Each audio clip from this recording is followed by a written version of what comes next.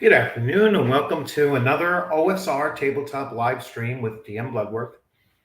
I am obviously streaming from school, so it's a fairly rare occasion that I actually have time in the day to do this directly from school. And in about 16 days, 16 more school days before I retire, so I will be able to get out a lot more content for the channel moving forward. So, without further ado, let's jump right into this. I am going to be talking about Stranger Things, and not just season four, but throughout all of the four seasons now of Stranger Things. And I'm just going to pose the argument that Stranger Things promotes old school Dungeons and Dragons, particularly at this point from 1983 to 1986. So that's where the seasons have fallen through. So it began in 83, and now they're currently in 1986, and the series is really an homage to what it was to play Dungeons and Dragons back in the early to mid 1980s. I mean, they're really the Duffer Brothers are really capturing the feel of what it was like to play Dungeons and Dragons back then, and and almost every aspect of it as well. They have they've captured the dynamic of the various cliques that there were in schools back then, and I know they're approaching it from that a more midwestern perspective, because that's obviously the birthplace of Dungeons and Dragons, Wisconsin, and Lake Geneva, Wisconsin. But it's also there's a lot of parallels that I see in my own experience on Long Island, New York, in the same time frame. So although I was a little bit older at the by 1983, I was 15, 16 years old, where I believe these the kids here that they're portraying in that same time frame are just a little bit younger. They um, might have been 12, 13, let's say, or possibly 13, 14. So maybe just slightly younger. But our experiences were very much the same. So, so what they're doing here is that they're portraying what a group of players and how they interact with one another, and it's a small group of players. So there's Mike, there's Will, there's Dustin, and there's Lucas in the very beginning, and they they want to bring in other players. From time to time throughout the series, they talk about bringing in other players, and but it's just like they have a hard time getting other people, other kids their age willing to come in. And that's certainly portrayed in episode one of season four as well, when Lucas isn't able to make the game. And so both Mike and Dustin have to go out and find a replacement for him. And they search hard, high and low within their high school, and they keep on getting rejected, rejected, rejected, regardless of who they actually approach. They approach boys, they approach girls, they approach different type individuals, different diverse grouping of individuals, and they keep on getting rejected, rejected, rejected, until finally they get the idea. Let's run to let's try in the junior high, and they end up bringing in Lucas's sister, who's younger than them, probably around 11, 12 years old. And she decides to join the group, or at least ask to join the group. And I'll get into that dynamic a little bit later. So yeah, so this is my premise, is that Stranger Things is actually promoting old school Dungeons and Dragons. Uh, that's the games that they're using. So in season one, they're actually playing out of Red Box. So they're using D&D Basic out of the Red Box. Most likely the Menzner edition of D&D, and then as you get to season four, you'll actually see that they're using Advanced Dungeons and Dragons First Edition, and heavily into it. So I know for the scene that they were in, where there's the actual gameplay. Some of us looking on, we kind of scrutinized, where's what dice are they using, and they're certainly using modern dice, and we're kind of picking apart what the gameplay was actually like, and the just the terminology that they use. So I know in one case, Lucas's sister, for some reason her name is just slipping my mind right now.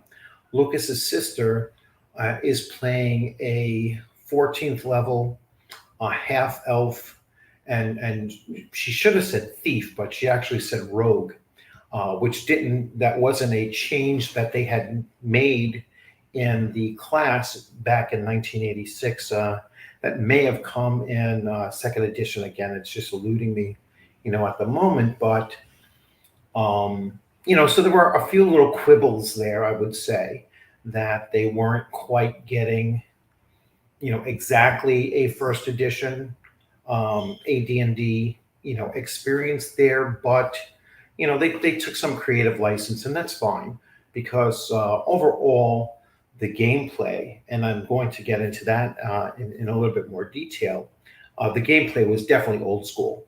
There was nothing new school about the way that Eddie Munson, the dungeon master, or any of the players at the table, there was nothing new school about how they were playing the game. So let me take a look at some of the comments. And I will welcome some of the people here. So, Decano, welcome. I grew up playing D&D with my best friends through my 20s. We added another friend. We were always looking to expand our group, but in those days, it was harder. Yeah, it absolutely was. I mean, I think really the groups that did form back then, though, there was a long time commitment that you were making to D&D groups back in the day, that you didn't just play a couple of sessions together or whatever. There was much more of a feel that it was usually a game built up with best friends, as you stated, and then when you came together, we played all the time. We played almost every single day, 6 days a week for hours on end. And for years, we stuck together for years playing, so in my case, I want to think it was anywhere from around 6th grade on through 12th grade, easily. And actually probably about 2 years beyond that we played, maybe in 5th grade. I played from basically 1977. So I would have been 10 years old, possibly 78. Until 87, maybe 88, so close to 10 years with the same group of players. Once we started breaking apart and going to college and stuff, especially when we went further away for college, that's when the groups kind of fell apart. Let's move on to, I think the vast majority of people complaining that old editions was not welcoming is based more on the behavior not being wanted at the table than anything else with race or gender. Yeah, and again, there was also the idea that it was just hard to find new players. It was hard to find people willing to play the game. And season 4, episode 1 really nails that. it really comes out when they're trying to get a replacement for Lucas, and so many players or potential players are telling them, "No, I want no parts of that." It was more. It was a self-imposed exclusion by those unwilling to play the game. It wasn't exclusion by the DM or the players telling people they could not play. So that was another thing that really impressed me in what they portrayed in the what they portrayed on the screen. Let me go back to my banners here. So, and that kind of brings us into the nerd culture and the cliques of the 1980s. I mean, in my junior high school and high school experience, there was, you had the jocks, you had the nerds, you had the kids that were like the druggy crowd that were, kind of, we call them skids. And then you had the group of kids that kind of fell in between multiple groups and everything like that. So yeah, and there were several different divisions of geeks and nerds as well. So there was, but these cliques were pretty much, they were hardwired, in the circles that you would hold, and there was only one group of kids really that could move from one group to the other almost seamlessly, and the rest were pretty much locked in. That was going to be their group of friends or their associates for the entire 6 or 7 years or so of middle school or junior high and high school. And we virtually never crossed those boundaries. So let's get back to a comment. 100% agree with the commitment. I still play with my best friends 40 years later. We used to get together and play. Hold on 1 second.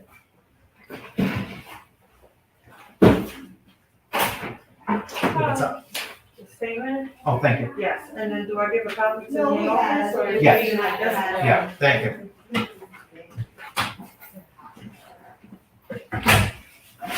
Yes. What's up?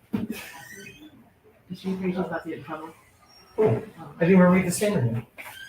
Well, actually, probably shouldn't go to you. It should go to the Oh, she did it there too. kids start arguing in class. Mhm. One teacher says, take it outside Mhm. instead of de-escalating. Kids walk outside. Another teacher locks the door. 2 kids go outside to break up the fight. I'll read the statement. All right. Yes, I'll take care of it. All right. Okay. Oh, sorry about that. So, yes, I'm the union rep in my building, so I have to take a look at this and see. But let's get back to this. That's part of the reason why I don't do these from work that often. So let's see. 100% agree with the commitment. I still play with my best friends 40 years later. The second friend is still playing in our groups 30 years later. Yep, that's pretty much. So let's move on to, let's see, one more interruption, and then I'm going to have to cut this closed, but we'll see. Satanic Panic. So again, very much highlighted in episode 1, and later on 2 and 3 of Stranger Things season 4, and you really start seeing, and actually all the way through the first 7 episodes, you're seeing the emergence of the Satanic Panic and how that impacts not just the players that are playing the game and their parents, and they're trying to address the various situations with their kids playing this game, but there's also the impact amongst children, not wanting to be associated with the game, during that time. Now, in my own experience, it never got to the level that's portrayed in Stranger Things, where people are looking and looking to lash out, at individual players. We never experienced that where our parents were telling us, no, you can't play this game anymore, or the public library telling us that we couldn't run the games there any longer. So it just wasn't our experience or my experience directly, but I'm sure that took place, in other places, and so they had to deal with that along with the nerd culture and the other cliques as well at the same time. So again, it's just really, really well portrayed in Stranger Things, and how that affected, how they portrayed it and how it affected the player's ability to bring more people into the game and to possibly expand it. So let's see more comments. Hey, General Nut. Tell them to go play and work it out. Yeah, so you heard that. Yeah, I got a couple of kids fighting, and the teacher told them to take it outside. Let's see. Hey, OGGM, and God, now Jay Scott is going to say you agree with him. I don't see how, but I think that you'll see where I'm going with this. But again, I see that the game really supports, or the show really supports old school Dungeons and Dragons, and certainly not anything about the way that the game is played in the modern era, and I'll get to that in detail. I had one friend whose mother would not let him play. He played anyway, but she bought into the whole satanic panic. Yeah, I mean, like I said, it wasn't my experience, but my family wasn't very religious to begin with, so they certainly didn't have that religious fervor about it. And it was just my experience was, my father was very, you're all boys, you're going to grow up, you're going to do. I mean, we did some hard growing up. It was like, so he never really tried to control what we did. I always played at a friend's house or at the library. We were always out, on our own. There was, this is the, late 70s, early 80s. Kids were just much more, let them go outside and play kind of thing. And then, parents really didn't care as long as you got inside, the house by, 10 o'clock at night, kind of thing. So it was, spent very little time on average, at home. After school, we used to walk home from school and we'd go either directly to a friend's house or whatever. This was an age long before cell phones and long before, having to check in and do that kind of thing. It was just much more autonomous as a young teenage, certainly a young teenage boy. There were probably differences with girls and such, but that was just, a time period thing. Satanic panic caused me grief. To this day, I have relatives that still group me as evil, dark clouds, blah, blah, blah. Really, that's pretty amazing, actually. It's unfortunate, but it's just a strange thing. So let's see, or a stranger thing. So we talked about the satanic panic, and again, that made the diversity, inclusivity, and the cool kids effect that was really going on there. There was diversity, in the gaming group. Certainly, my gaming group, it was very diverse, And then the inclusivity, we wanted, anybody could join the game. There was never an issue of, at least in my experience and what I observed, with our various gaming groups that played at the library. Um, no one ever told anyone, oh, you can't join our group or play unless, they were a real a-hole about it, or, hygiene usually was the biggest thing. It's like if you had bad hygiene, nobody wanted you at their table.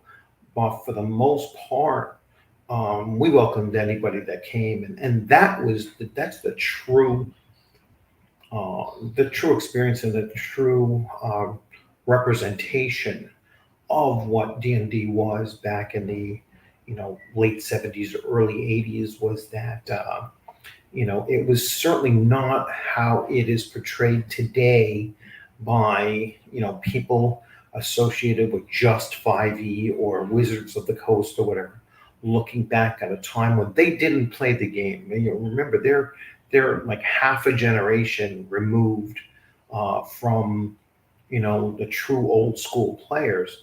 And so they're talking about the game in the 90s and early 2000s, and we're talking about the game in the 70s and the 80s. And there probably was a big change around the mid 90s to late 90s, in the way that people kind of viewed either the game or gaming. So maybe that's where that kind of misunderstanding comes from.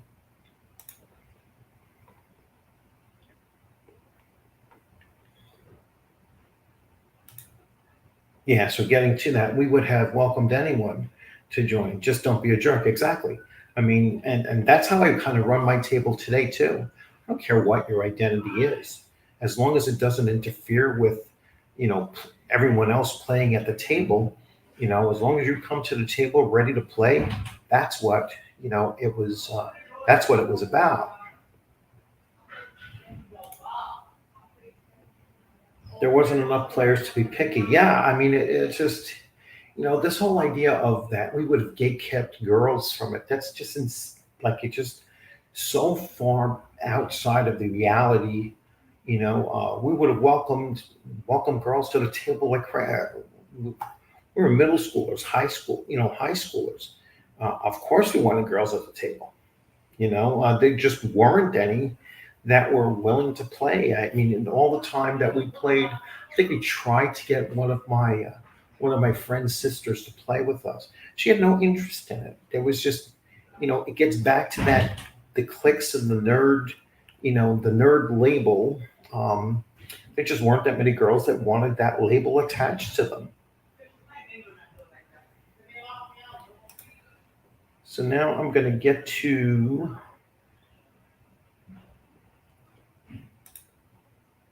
So I wanted to get to the real gist of this before I have to move on. All right. And that's why we play. So what does DM Eddie Munson, what is he referring to when he said this? And that's why we play. And to me, the what I took away from it was that he was talking about the way that the group who was really depleted, right? They had 6 players and they were down to just 2 characters left. And they collectively huddled and they started saying, hey, you know what? What's our chances here? And then Dustin at that point says, never tell me the odds, never tell me the chances. But they all agreed that they were going to just fight this to the death. All right. And as they're showing the gameplay going on, you see each of the characters dying, and and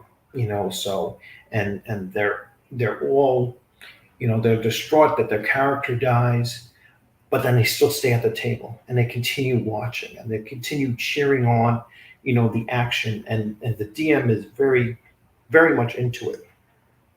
Win, lose, or draw, the DM is just, very excited about the entire event as it's going on, whether his NPCs and he's playing Vecna, and Vecna kills a player character, and he's like cheering on Vecna. And then when the player characters, when they, get their critical hits in and they do some damage and everything, he's cheering that on as well. So he never comes off as an adversarial DM like what a lot of people will talk about, and again mislabel old school D&D. He really does seem like he's just rooting for the action, whichever side is producing that.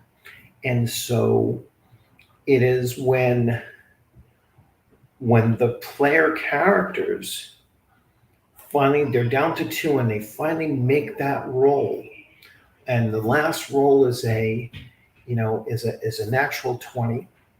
And so Lucas's sister, she scores a critical hit on Vecna, and they know that she is going to defeat Vecna. And it's the challenge, it's the risk, and it's the fun that leads to creating that gaming experience, and so that is what Eddie is referring to as, and that's why we play. So he's fully placing this as the importance is the game experience. The importance is that the dice rolls and the decision making as they're going on, the risk taking that's taking place, and then win, lose, or draw, it's the overall game experience. And he says that's why we play. All right, you're playing to have fun, you're playing to have this game experience that can only be achieved through having challenges, facing risks, and having fun while doing so. Having fun, the players whose characters were killed were still engaged, fully engaged, even though their characters are laying there dead. So again, it's just that is old school. All right. And, I that's why I put in this last thing, how challenge, risk, and fun will create a better gaming experience than the promise of a therapy session. I know that's kind of a jab and a slight, at modern gaming, but that's the true difference between old school and new school, in my opinion, is the fact that we were playing a game. We were playing a game for the purpose of having fun. We're playing a game for the purpose of challenging ourselves and taking risks. And, it didn't matter if our characters died. It was how the characters died. And then we still remained engaged in what was going on as far as the gameplay was concerned. And so that, to me, is the biggest difference between old school and modern. Some modern players today. Let me get back to comments. Let's see. So he recently ran a session at my FLGS for a group of women of various ages. One had never played it before. It was great time. It was hard to explain to people what D&D was. It was unlike any other game. You know what?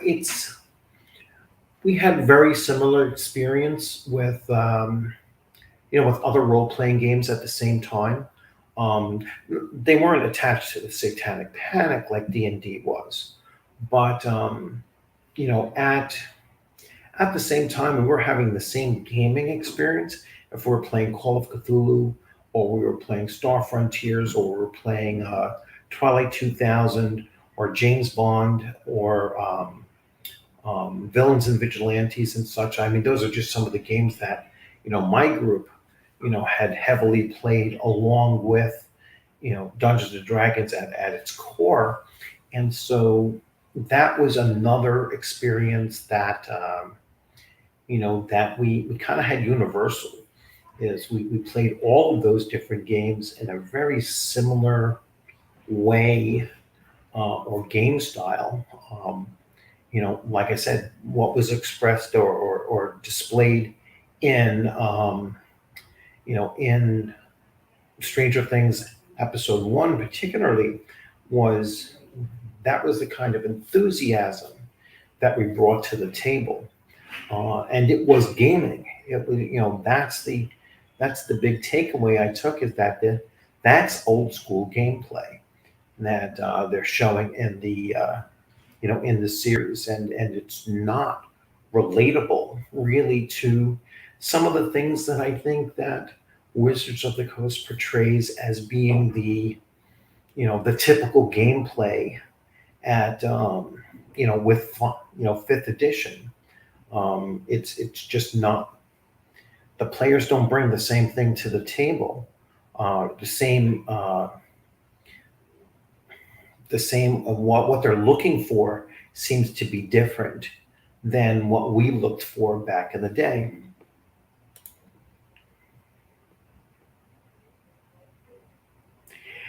Yes, so after watching the scene, my cousin said to me, I wish I had a DM like Eddie in high school. And absolutely. And that's what I'm hoping for. I'm hoping that people look at Stranger Things and they don't say, oh, you know what I'm seeing here is I really want to play Dungeons and Dragons, and then they pick up fifth edition. I really want them to look at, I want to play the game that they're playing. And they can certainly do that. They can certainly, even if they go to Wizards of the Coast to get first edition, they can still get first edition AD&D from Wizards of the Coast. They can get the PDFs, they can get the, print on demand or whatever, and they can still get that game. Because I don't think that 5e will reproduce what they're seeing on Stranger Things the way that AD&D First Edition or D&D, BX can produce. They're just not. And the argument that Stranger Things, the box set, the fifth edition basic set, Stranger Things is even a workable product. I mean, I own it. I read it, and I was like, God, this is horrible. They should have just reprinted AD&D Back Me and put it in there. They own it. They own it anyway. They should have produced it and put it in there as a box set. That would have made a lot more sense than what they did do. But that whole scenario in that box set is just, it's just a money grab. There's very little thought put into it at all. And it's, to me, it's almost unplayable. It's just not a very well written adventure. So, but that's just me. You might have a different experience with it, or a different impression of it. But to me, I think Wizards of the Coast really did drop the ball in making any product associated with Stranger Things a 5e product. It should have been the old school product, which again they own, so they could have certainly done it, without any real issue. So let me move on. So yeah, Top Secret was another one. I didn't play Top Secret very much back then.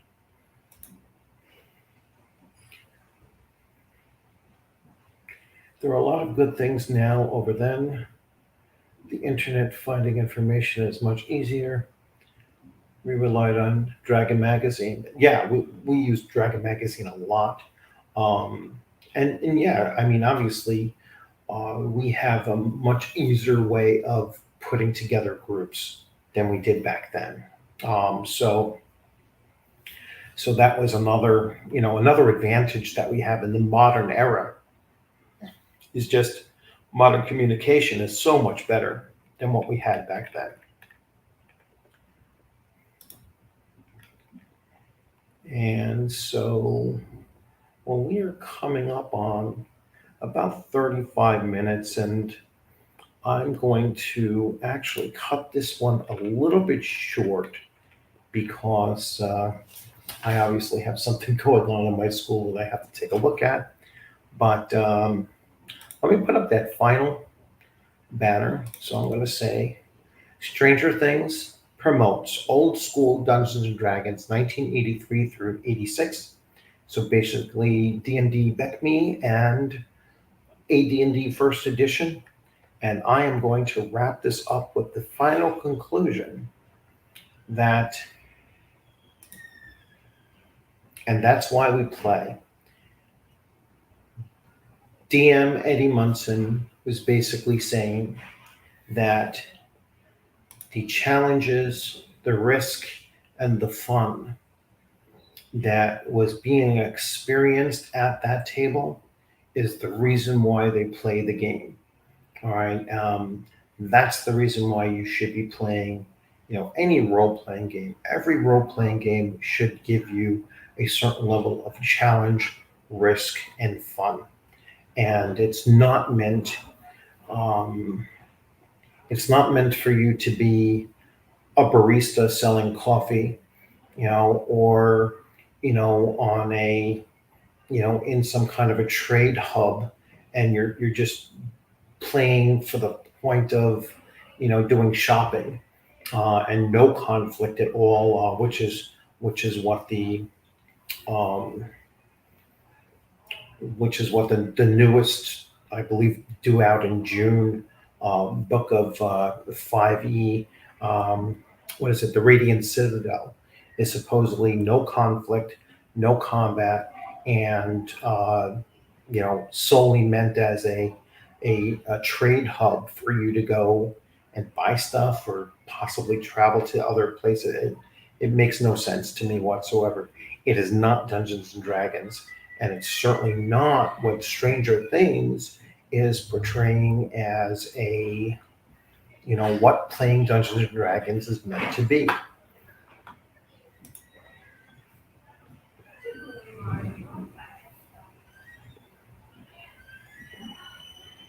Okay, so yeah, I apologize for the shortness of this. I usually make these a little bit longer, but like I said, I'm going from school and I'm about to have class time passing, and I got to touch bases with this teacher and see what's going on.